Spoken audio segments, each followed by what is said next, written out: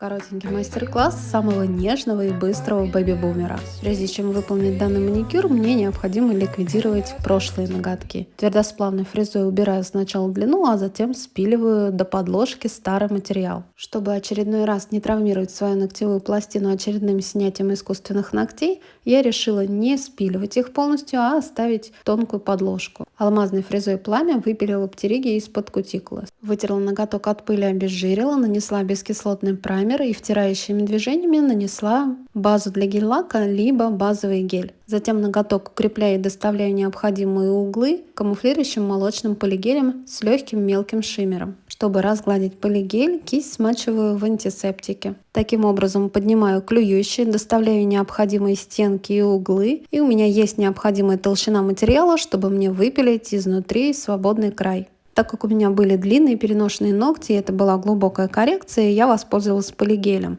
Но это также можно сделать и камуфлирующей базой молочной, и обычным жестким гелем. Слегка опилив и выровняв ноготок твердосплавной фрезой усеченный конус, керамической фрезой игла выпиливаю натуральные ногти из-под свободного края. Алмазной фрезой шар выравниваю толщину торца. Ногти тщательно очистила от пыли и обезжирила. Пушером еще раз пододвинула кутикулу и, отступив миллиметр от кутикулы, наношу достаточно объемную каплю полупрозрачного гель-лака розового нюдового оттенка. Нанесла ровно наполовину ноготка и кистью гребешок для градиента растягиваю, свожу на нет, не доходя до конца свободного края 2-3 мм. Тонкой кистью докрашиваю, довожу у кутикулы и возле боковых валиков, чтобы не было затеков. Таким образом получается очень естественный, натуральный и, главное, быстро, плавный переход, тот самый выбеленный кончик, то есть бэби-бумер. Я просушила гель-лак 30 секунд и перекрыла матовым топом.